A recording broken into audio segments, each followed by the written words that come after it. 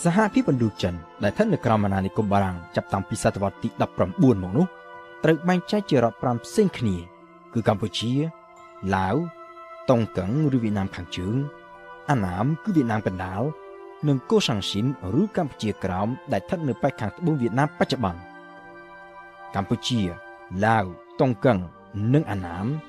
អ្វីត្បិតតែត្រូវស្ថិតនៅក្រោមអំណាចអាណានិគមបារាំងក៏ប៉ុន្តែនៅមានទម្រង់ជាប្រទេសនៅមានអំណាចនយោបាយដាច់ពីបារាំងផ្ទុយទៅវិញកូសាំងស៊ីនត្រូវបានបារាំងកាត់យកមកធ្វើជាអាណាខេត្តរបស់ខ្លួនទាំងស្រុងដែលមានលក្ខន្តិកៈជាដែនដីបារាំងនៅនីសមុទ្រដែលហៅតាមភាសាបារាំងថា Territoire d'Outre-mer កូសាំងស៊ីននេះគឺធ្លាប់ជាទឹកដីរបស់នគរខ្មែរកាលពីមុនក៏ប៉ុន្តែត្រូវនគរអាណាមកាត់យកទៅធ្វើជាទឹកដីរបស់ខ្លួននៅក្នុងអំឡុងសតវត្សទី17មុននឹងត្រូវបារាំងច្បាំងដណ្ដើមយកមកកាន់កាប់នៅឆ្នាំ1862នៅឆ្នាំ1864នៅក្រោយពេលដែលព្រះបាទនរោត្តមព្រមដាក់កម្ពុជាឲ្យស្ថិតនៅក្រោមអាណាព្យាបាលបារាំងលោក Chapeau de la Grande Guerre ទីសាភិបាលបារាំងនៅកូសាំងស៊ីនលោក Chapeau de la Grande Guerre ទីសាភិបាលបារាំងនៅកូសាំងស៊ីនធ្លាប់បានសន្យាថានឹងជួយឲ្យកម្ពុជាយកមកវិញនៅទឹកដីដែលកម្ពុជាបាត់បង់ទៅប្រទេសជិតខាងក៏ប៉ុន្តែពាក្យសន្យានេះបារាំងបានធ្វើតែចំពោះទឹកដីដែលខ្មែរបាត់បង់ទៅសៀមតែប៉ុណ្ណោះចំពោះទឹកដីកម្ពុជាក្រោមវិញបន្ទាប់ពីបានដណ្ដើមពីវៀតណាមមកកាន់កាប់ជាកម្មសិទ្ធិផ្ទាល់ខ្លួនអស់រយៈពេលជិត1សតវត្សរ៍បារាំងសពតែបានប្រគល់ទៅឲ្យវៀតណាមវិញនៅឆ្នាំ1949ដោយមិនកាត់មកឲ្យខ្មែរជាម្ចាស់ដើមវិញនោះទេការដែលបារាំងសម្រេចកាត់ទឹកដីកម្ពុជាក្រោមទៅឲ្យវៀតណាមគឺត្រូវបានធ្វើឡើងនៅក្នុងបរិបទនៃសង្គ្រាមឥណ្ឌូចិនដែលបារាំងត្រូវប្រឈមមុខនឹងចលនាឧទាមកុម្មុយនីសវៀតណាមគឺពួកវៀតមិញដឹកនាំដោយហ៊ូជីមិញនៅក្នុងអំឡុងសង្គ្រាមលោកលើកទី2នៅពេលដែលបារាំងត្រូវធ្លាក់ចុះទន់ខ្សោយតំបន់ឥណ្ឌូចិនត្រូវធ្លាក់នៅក្រោមការកាន់កាប់របស់អាណាចក្រជប៉ុននៅក្រៅពីដែលជប៉ុនចាញ់សង្គ្រាមលោកលើកទី2នៅឆ្នាំ1945ទើបបារាំងចូលមកទូលត្រាឥណ្ឌូចិនឡើងវិញក៏ប៉ុន្តែដោយមើលឃើញពីការរីកដុះដាលនៃចលនាទាមទារឯករាជ្យបារាំងបានដឹងខ្លួនយ៉ាងច្បាស់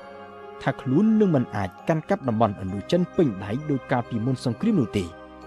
ហើយដូច្នេះហើយបានជាបារាំងដាក់ចេញនូវផែនការមួយគឺកែប្រែសហភាពឥណ្ឌូចិនឲ្យទៅជាសហព័ន្ធឥណ្ឌូចិន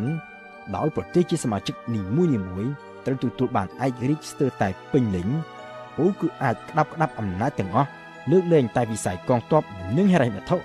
ដែលត្រូវបន្តស្ថិតនៅក្នុងដៃបារាំងជាមួយកម្ពុជានិងឡាវការចរចាជុំវិញលក្ខន្តិកៈពាក់កណ្ដាលឯករាជ្យនេះបានប្រព្រឹត្តទៅដោយគ្មានឧបសគ្គអ្វីធំដុំនោះទេហើយនៅក្នុងពេលកំពុងរងចាំការចុះសន្ធិសញ្ញាជាស្ថាពរកិច្ចព្រមព្រៀងមកដល់អាសន្នមួយដែលគេហៅថា Modus Vivendi ត្រូវបានចុះរវាងបារាំងនិងកម្ពុជានៅថ្ងៃទី7ខែមករាឆ្នាំ1946និងរវាងបារាំងនិងឡាវនៅថ្ងៃទី27ខែសីហាឆ្នាំដដែលនោះជាមួយវៀតណាមវិញការចរចានេះមិនបានប្រព្រឹត្តទៅដោយរលូនដូចជាជាមួយកម្ពុជានិងឡាវនោះទេការចរចាជាមួយនឹងវៀតណាមត្រូវជួបនឹងបញ្ហាស្មុគស្មាញច្រើនគឺម្យ៉ាងដោយសារតែវៀតណាមនៅពេលនោះមិនមែនជាប្រទេសរួមគ្នាតែមួយពលគឺត្រូវចែកជាតុងកឹងនិងអាណាមដែលមានអំណាចនយោបាយដាច់ចេញពីគ្នាហើយម្យ៉ាងទៀតគឺដោយសារតែមានចលនាកុម្មុយនីសវៀតណាមដែលបានប្រកាសឯករាជ្យជាឯកតោភាគីបង្កើតទៅជាសាធារណរដ្ឋប្រជាធិបតេយ្យវៀតណាមរួចទៅហើយតាំងពីថ្ងៃទី2ខែកញ្ញាឆ្នាំ1945នៅក្នុងការចរចាជាមួយនឹងបារាំងហ៊ូជីមិញដែលជាប្រមុខដឹកនាំសាធារណរដ្ឋប្រជាធិបតេយ្យវៀតណាមដែលមានមូលដ្ឋាននៅតុងកឹងបានទាមទារឲ្យបារាំងប្រគល់ឯករាជ្យភ្លាមៗដល់វៀតណាមហើយប្រទេសវៀតណាមឯករាជ្យនេះត្រូវតែរួមបញ្ចូលគ្នានៅតំបន់ទាំង3គឺតុងកឹងអាណាមនិងទឹកដីកូសាំងស៊ីនដែលវៀតណាមចាត់ទុកថាជាទឹកដីរបស់ខ្លួនដែលត្រូវបារាំងច្បាំងដណ្ដើមយកទៅធ្វើជាអាណាខេត្តលក្ខខណ្ឌនេះត្រូវបានបារាំងច្រានចោលដោយសារតែនៅពេលនោះបារាំងនៅចង់រក្សាទឹកដីកូសាំងស៊ីនទុកនៅធ្វើជាអាណាខេត្តរបស់ខ្លួនតទៅទៀតក៏ប៉ុន្តែក្រោយមកទៀតបារាំងបានសុខចិត្តធ្វើសម្បទានដល់ហ៊ូជីមិញដោយយល់ព្រមបើកឲ្យមានការបោះឆ្នោតប្រជាមតិដើម្បីឲ្យប្រជាជនជាអ្នកសម្រេចខ្លួនឯងថាតើគួរបញ្ចូលតំបន់ទាំង3ជាប្រទេសវៀតណាមតែមួយឬក៏យ៉ាងណាដំណើររដ្ឋាភិបាលបារាំងនិងហ៊ូជីមិញ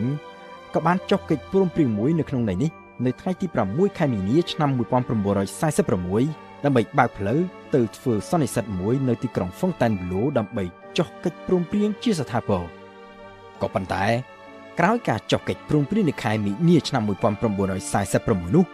ការខ្វែងគំនិតគ្នារវាងបារាំងនិងពួកវៀតមិញក៏នៅតែបន្តកើតឡើងគឺកើតឡើងជុំវិញដំណើរការនៃការបោះឆ្នោតប្រជាមតិហូជីមិញបានទាមទារឲ្យតង់កឹងអាណាមនិងកូសាំងស៊ីនរៀបចំធ្វើប្រជាមតិរួមគ្នាជាប្លុកតែមួយ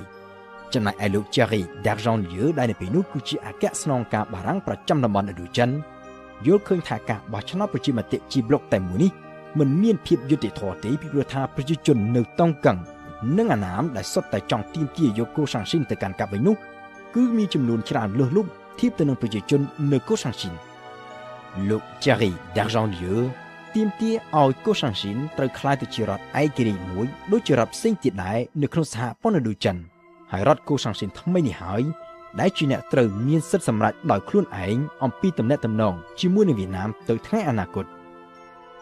នៅថ្ងៃទី1ខែមិថុនាឆ្នាំ1946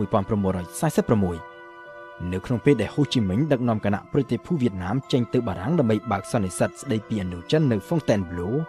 លោក Thierry d'Argenlieu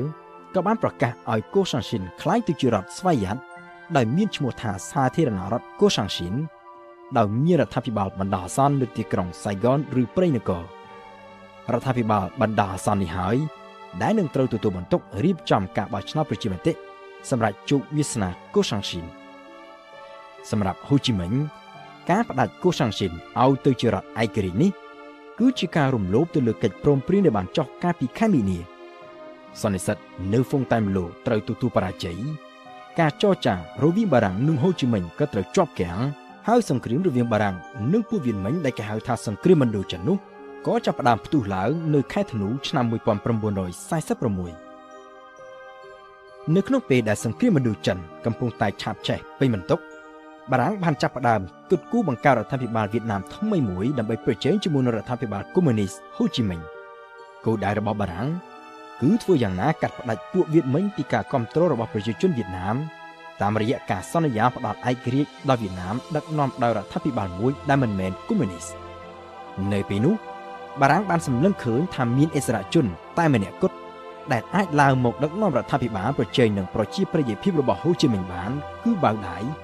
អតីតអធិរាជនៃនគរអាណាមដែលត្រូវពួកវៀតមិញបង្ខំឲ្យដាក់រាជនិងរត់ទៅរស់នៅនិរទេសខ្លួននៅហុងកុងនៅឆ្នាំ1947បារាំងបានចាប់ផ្ដើមតាក់ទងជាមួយនឹងបាវដៃដើម្បីសុំឲ្យទ្រង់មកដឹកនាំរដ្ឋាភិបាលវៀតណាមថ្មីដែលបារាំងគ្រោងបង្កើតដើម្បីប្រឆាំងនឹងវៀតមិញក៏ប៉ុន្តែបាវដៃនៅពីនោះមិនបានយល់ព្រមភ្លាមនោះទេដែលបានធ្វើជាកិច្ចកុកដើម្បីទាមទារនៅលក្ខខណ្ឌជាច្រើនជាពិសេសគឺបានទាមទារឲ្យបារាំងទទួលស្គាល់ឯករាជ្យរបស់វៀតណាមជាប្រទេសរួមគ្នានៅដែនដីទាំង3គឺតុងកឹងអាណាមនិងកូសាំងស៊ីនបើនិយាយឲ្យចំទៅលក្ខខណ្ឌដែលអតីតអធិរាជបាវដៃទាមទារនេះគឺដូចគ្នាទៅនឹងការទាមទាររបស់ហ៊ូជីមិញហើយដែលបារាំងធ្លាប់បានបដិសេធរួចទៅហើយក៏ប៉ុន្តែបារាំងក្នុងពេលចរចាជាមួយនឹងបាវដៃគឺខុសគ្នាពីបារាំងក្នុងពេលចរចាជាមួយនឹងហ៊ូជីមិញរដ្ឋាភិបាលបារាំងនៅពីនោះបានផ្លាស់ប្ដូរប្រមុខដឹកនាំជាច្រើនដំណាក់កាលរួចទៅហើយរបបនយោបាយថ្មីមួយត្រូវបានគេបង្កើតឡើងនៅបារាំងគឺរបបសាធារណរដ្ឋទី4ដែលមានប្រធានាធិបតីថ្មីគឺលោក Vincent Auriol ដែលបានឡើងមកកាន់តំណែងនៅដើមឆ្នាំ1947លោក Thierry d'Argenlieu វិញត្រូវបានគេផ្លាស់ចេញពីឥណ្ឌូចិននៅខែមីនាឆ្នាំដដែលនោះសម្រាប់រដ្ឋាភិបាលបារាំងថ្មីនេះការកម្ចាត់ចលនាកុម្មុយនីសវៀតមិញដើម្បីបញ្ចប់សង្គ្រាមឥណ្ឌូចិនវាគឺជាអាទិភាពធំជាងជោគវាសនានៃដែនអាណានិគមកូសាំងស៊ីនហើយដូច្នេះហើយ